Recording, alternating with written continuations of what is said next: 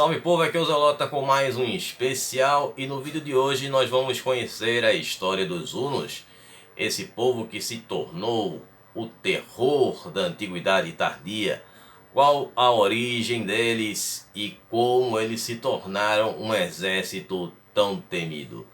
Mas antes de eu contar a história deles para vocês, eu peço a todos que não tapotem no like, compartilhem com os amigos que ajuda demais o canal a crescer e valoriza o meu trabalho.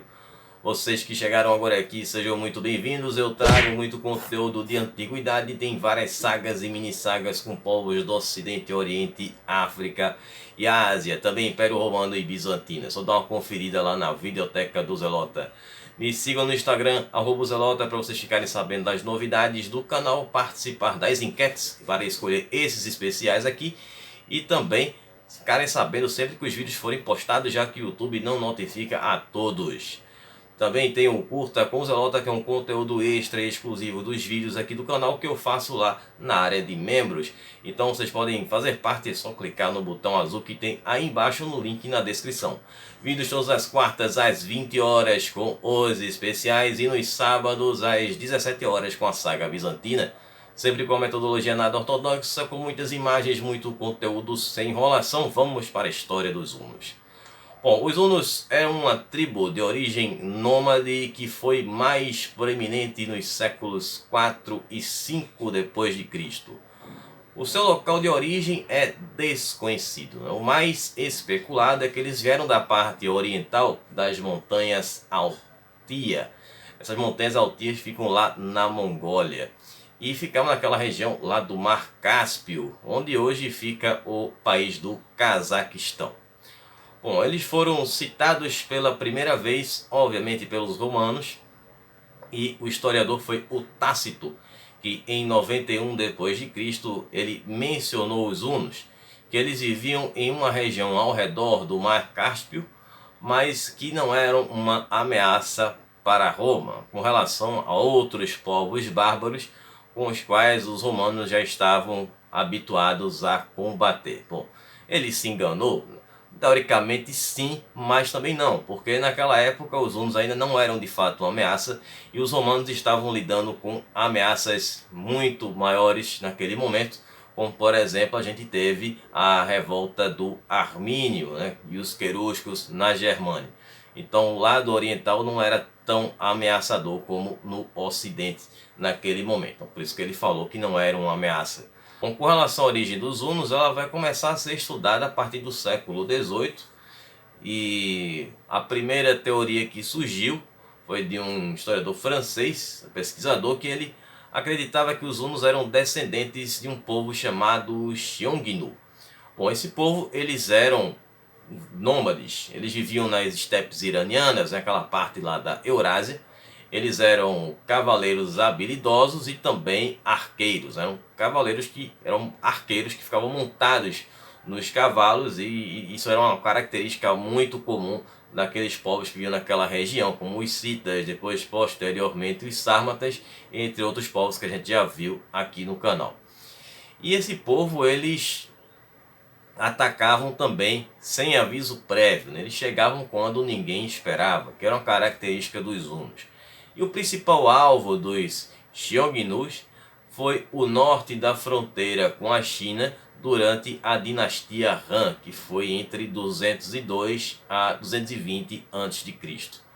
Bom, essa teoria, como eu já disse, que é do século XVIII, ela, na época que ela foi formada, não existiam ainda muitos conteúdos a respeito dos hunos, muito material para ser estudado, poucas escavações haviam sido feitas, enfim, era uma coisa que ainda estava muito no início. Então também existia um certo desespero para descobrir qual era a origem dos hunos e também para justificar essa guerra entre os hunos e os romanos e a luta entre o ocidente civilizado e os bárbaros do oriente. Bom, essa conexão entre esses dois povos, os hunos e os Xiongnu's, ela vai ser desfeita em 1930, ou seja, já no século XX, né, na primeira metade do século XX, com as escavações que foram feitas naquelas regiões no ocidente que os hunos ocuparam. Então foram encontrados objetos, alguns de bronze, e foi identificado que existia uma grande diferença entre essa arte dos hunos e a arte dos xiongnos. Esse material era datado justamente dessa época, entre os séculos 4 e 5 depois de Cristo. Bom, a arte xiongnu ela era muito diferente porque eles faziam desenhos bem elaborados, como desenhos de animais ou de criaturas míticas, que era totalmente diferente do que os hunos faziam. Então, seguindo as indicações dos romanos, que foram os primeiros a mencionar a história dos hunos e sua origem, tudo indica que eles realmente vieram de lá do Cazaquistão. Apesar de que nós tínhamos a origem deles contada pelos romanos e suas histórias de forma bastante tendenciosa, como por exemplo a do historiador romano Amiano, que ele descreveu os hunos como os mais selvagens do que os bárbaros ocidentais, além de serem extremamente feios. Vocês sabem, os hunos tinham aquela característica do crânio deles que era meio achatado ali e tal, que as crianças tinham uma faixa amarrada na cabeça, e quando eles cresciam eles tinham aquele formato do crânio bem diferente. Então aquilo ali realmente chamava a atenção de qualquer um, e acho que a ideia também era de fato de causar medo nas outras tribos que conviviam por ali. Bom, outra coisa que Amiano falava era o fato de que eles eram realmente muito selvagens, ponto que eles não plantavam, eles simplesmente arrancavam as verduras, as coisas pelas raízes, então eles comiam aquelas raízes. Outra coisa que eles comiam carne, mas que a carne não era totalmente cozida, era semi-cozida, dando até o indício de que os hunos eles não sabiam lidar com fogo. Então eles simplesmente faziam isso, eles espalhavam o caos, saqueavam as cidades antes de serem percebidos. E aí eles lançavam as suas flechas, seus ataques feitos à distância, e nas batalhas de corpo a corpo eles lutavam sem se preocupar com a sua própria segurança. Eles simplesmente usavam a espada e atacavam seus inimigos, que só se preocupavam em se defender. Eles não se preocupavam se eles iam sair vivos daquela batalha, se eles se machucariam feio ou não. Enfim, eles simplesmente lutavam, eram máquinas de guerra. Então isso os tornava os guerreiros mais terríveis para se enfrentar. Já o Jordanes, que é um imperador da época do Império Bizantino, inclusive ele é autor do livro Gépidas, que fala dos Gépidas, na verdade Getas, ele vai dar uma descrição a respeito da origem dos hunos, bem fantasiosa e extremamente tendenciosa também. Bom, o que é que ele dizia? Ele disse que os hunos eram filhos de bruxas que acasalaram com demônios, e aí deram origem aos hunos. Então esses hunos eles viviam nas margens do pântano Maéotico. Bom, esse pântano é um pântano que fica entre o mar de Azov e o Mar Negro. Bom, aí eles não tinham nenhuma habilidade a não ser caçar. Então, depois de terem crescido e se tornado uma nação, eles passaram a perturbar a paz dos povos vizinhos através do roubo e da rapina. A rapina seria o roubo com violência. Bom, então, seguindo aqui nessa origem dada pelos Jordanes, ele diz que esse pequeno grupo de hunos estavam caçando uma corça, que estava nesse território deles, no pântano. E aí essa corça se foi indo pelo pântano, fez com que esses hunos atravessassem todo o pântano e levou eles até um território que para eles era desconhecido, já que eles nunca tinham saído do pântano. E foi aí que eles encontraram a Sítia. Então eles ficaram encantados com aquele território, e foi uma coisa para eles quase que milagrosa, porque a corça desapareceu. Assim que eles encontraram a Sítia, essa corça sumiu. Então esse grupo voltou para o pântano e falou para os seus companheiros a respeito desse território. E aí todos ficaram interessados em conhecer esse território, e ali eles vieram e atacaram em forma de redemoinho a região. Bom, essa descrição que o Jordanes faz, apesar de ser bastante tendenciosa, com esses ideais aí de bruxas e demônios e tal, Uma coisa que ele fala é certa, que é com relação ao ataque como redemoinhos, daquela forma como eles se moviam, já que eles usavam uma formação. Quando chegavam próximos inimigos, eles dissipavam, depois eles se reagrupavam de novo. Então era uma forma única de atacar. Então esse movimento que era feito com velocidade e ferocidade, e também de atacar de surpresa, era o que diferenciava eles dos outros povos. E outra coisa que os hunos faziam também, segundo Jordanes, é que eles atacavam e não diferenciavam combatentes de não combatentes, ou seja, eles atacavam soldados, mulheres, crianças. Não importava ali quem estava no caminho, eles simplesmente desciam ali a espada e lançavam suas flechas. Então, depois de cruzar o pântano e conquistar a Sítia, não tinha mais como pará-los. E aí vamos ter a relação dos hunos com Roma. Bom, os hunos avançaram muito rápido e conquistaram a região onde hoje é a Hungria. Em 370 eles derrotaram os alanos. E aí, depois que eles derrotaram os alanos, em 376 foi a vez dos godos, na época do reinado do Frigiterno, o que obrigou os godos a avançarem até o território romano. E em 379 foi a vez dos visigodos serem atacados na época do rei Atanarico, o que foram forçados a ir para a região da Caucalândia. Essa região é uma região montanhosa onde hoje fica a Transilvânia. Esse nome foi dado pelos romanos, mas não é mais usado hoje em dia. Bom, isso acabou criando um efeito dominó, porque eles atacaram os alanos, e aí os alanos se moveram de onde eles estavam para fugir dos hunos, e aí eles acabaram atacando os godos, foram para o território dos godos. Chegaram a se enfrentar, depois acabaram até se juntando. E aí depois eles se juntaram e foram atacar quem? Os sármatas. E aí virou esse efeito dominó, um povo atacando o outro, se juntando, todos fugindo ali dos hunos. Então muitos desses povos, eles buscavam refúgio no território romano. E claro que os romanos não aceitaram aquela presença de tantos bárbaros no seu território.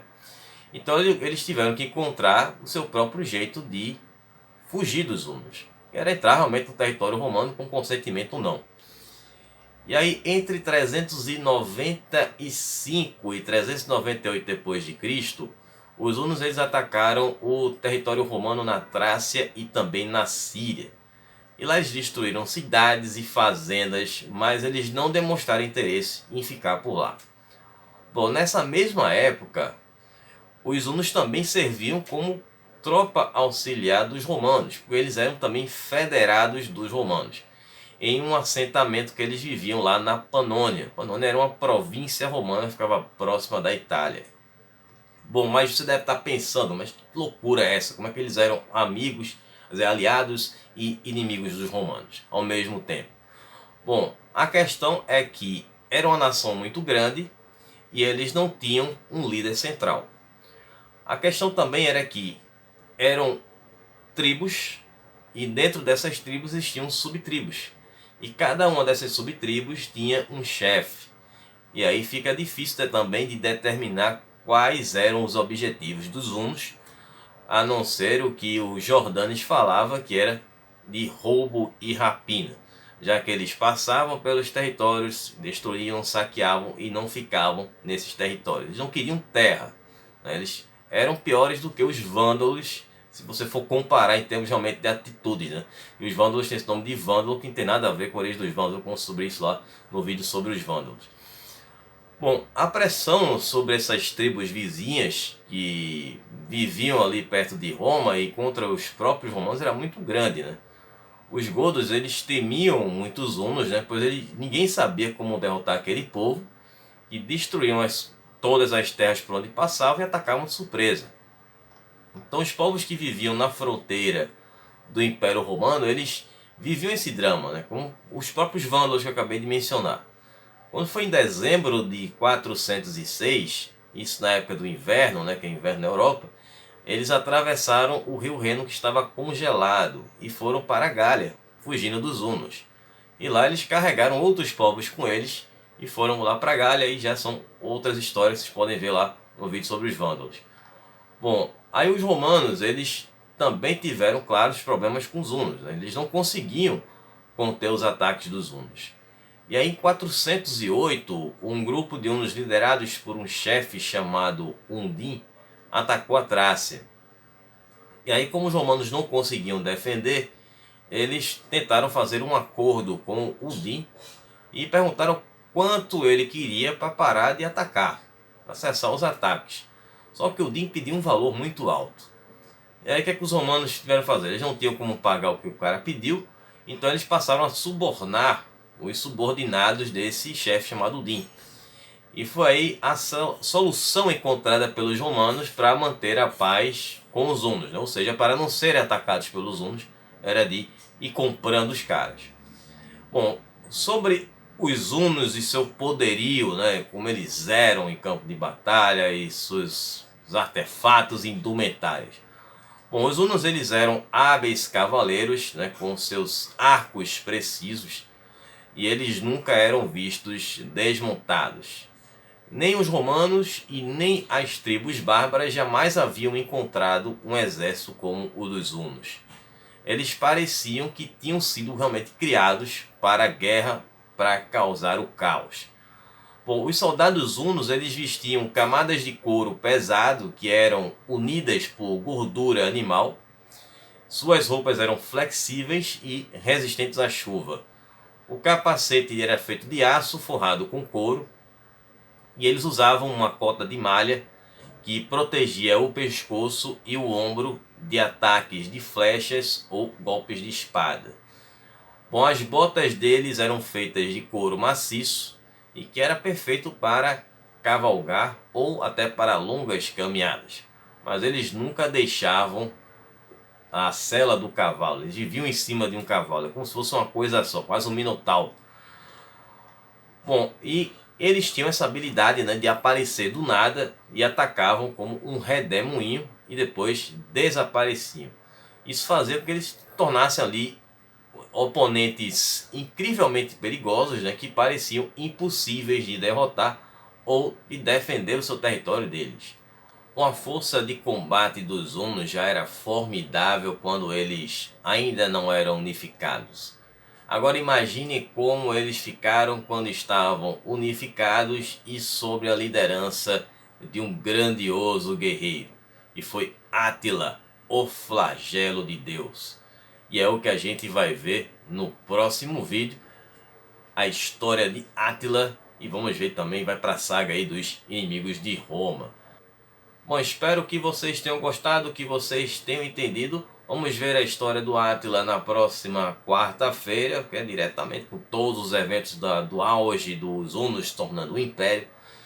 E agora já está disponível aí no acampamento Zelota um vídeo que eu falo aqui sobre toda a origem dos hunos contada pelo Jordanes.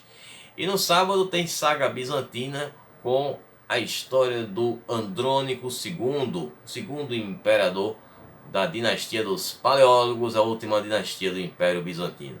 Então nos vemos agora no sábado. Um abraço do Zelota. Até lá. Falou, pessoal.